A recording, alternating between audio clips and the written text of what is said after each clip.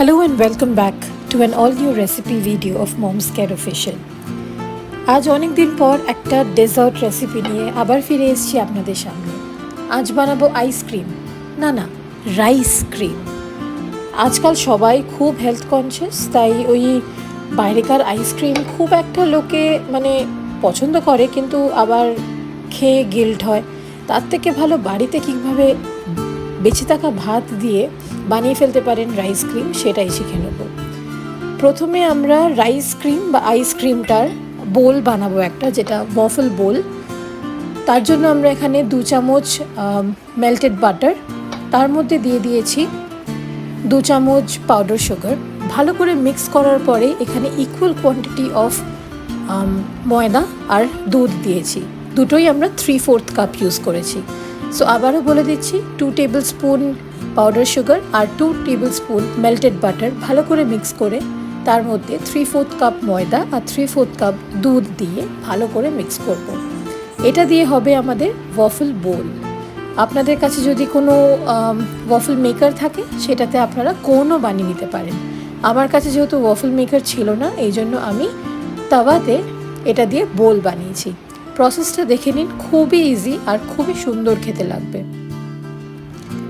আমি একটু ভ্যানিলা এক্সট্র্যাক্টও দিয়েছি, একটু ওই বাস্কিন রবিন্সের মতন স্মেল যাতে থাকে আর ফ্লেভারটাও যাতে পাওয়া যায়, তাই জন্য। আপনারা যদি চান তাহলে যদি অপ্ট আউট করতে চান তাহলে অপ্ট আউটও করতে পারেন। ফুড কালার এতে দেবেন না, বিকজ এটা ন্যাচারাল কালারটাই খুব সুন্দর লাগে। একটা ফ্রাইং প্যান খুব ভালো করে গরম করে নেবেন, কোনো রকম তেল ঘি কিচ্ছু দিতে হবে না। একটুখানি এই ব্যাটারটা দিয়ে ভালো করে ক্রেপ বা প্যান রোলের মতন এটাকে স্প্রেড করে নেবেন। ওপরে যদি কিছু ফ্ল্যাট মতন জিনিস থাকে সেটা দিয়ে প্রেসও করতে পারেন, যাতে খুব ভালো করে ক্রিস্পি হয়। দিয়ে এরকম একটা কাঁচের বোলের মধ্যে রেখে আর একটা বোল দিয়ে প্রেশার দিয়ে দেবেন। বাস হাওয়ায় শুকিয়ে গেলেই আপনাদের waffle bowl ready to serve your ice cream. এরকমভাবে দেখে নিচ্ছেন আমি প্রায় অনেকগুলোই, প্রায় 3-4টে বানিয়ে ফেলেছি। এটাকে একটু রেস্টিং টাইম দেবেন। এবার বানাবো আমরা আইসক্রিম। প্রথমে দুধ নিয়ে নিচ্ছি। দুধ আমি এখানে নিয়েছি এরকম 3 বাটি, প্রায় 600 ml মতন।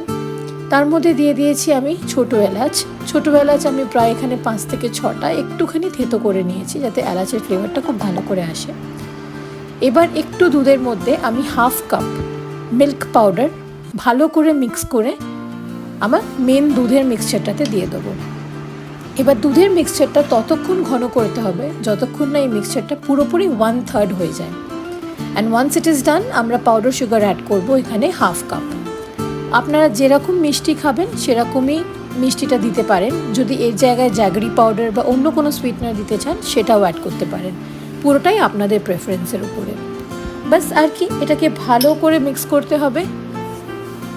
এবার পড়বে হচ্ছে আমাদের মেন ইনগ্রিডিয়েন্ট বলতেই মনে পড়লো, দুপুরবেলা যদি একটু ভাত বেঁচে যায় তাহলে বিকেলবেলা চটচট এই রেসিপিটা বানিয়ে নিতেই পারেন। রাত্রের জন্য একদম পারফেক্ট ডেজার্ট রেডি। দেখতেই পাচ্ছেন এখানে দিয়ে দিচ্ছি প্রায় একটা ছোটো বাটির 1 কাপ মতন ভালো করে কুক করা রাইস। ভাবছেন তো এটা কি বানাচ্ছি, পায়েস নাকি আইসক্রিম? কিন্তু দেখতে থাকুন, ফাটাফাটি একটা রেসিপি হতে চলেছে। ভাতটা একটুখানি কুক হয়ে যাবে, সব কিছু একদম ভালো করে মিক্স হয়ে যাবে। তারপর এটাকে একদম ঠান্ডা হতে রেখে দেবেন। আর হ্যাঁ, আমি এখানে দিয়েছি 1/2 কাপ মালাই। আপনাদের কাছে যদি বাড়িতে তৈরি করা মালাই না থাকে তাহলে ফ্রেশ ক্রিমও ইউজ করতে পারেন। এতে খুব সুন্দর একটা টেক্সচার আসবে, একদম ক্রিমি একটা টেক্সচার আসবে। বাস আর কিছুই না, ভালো করে ঠান্ডা করে ওটা পেস্ট বানিয়ে নেবেন, স্মুথ একটা পেস্ট। আর তার মধ্যে এরকম একটা এয়ারটাইট কন্টেনারে দিয়ে আমি একটু টুটি ফ্রুটি দিয়েছি। আপনারা যদি চান তাহলে ড্রাই ফ্রুটসও দিতে পারেন, কমপ্লিটলি অপশনাল। দিয়ে 3 থেকে 4 ঘন্টা একদম ফ্রিজারে রেখে দেবেন। মাঝে মধ্যে একটুখানি মিক্স করে নেবেন যাতে বরফ না জমে যায়।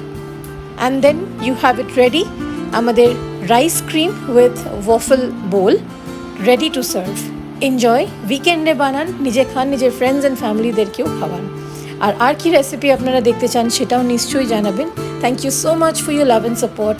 Keep loving us. আর প্লিজ আমাদের চ্যানেলটাকে শেয়ার করুন, সাবস্ক্রাইব করুন আর আরও ভালোবাসা দিন। Have a nice day.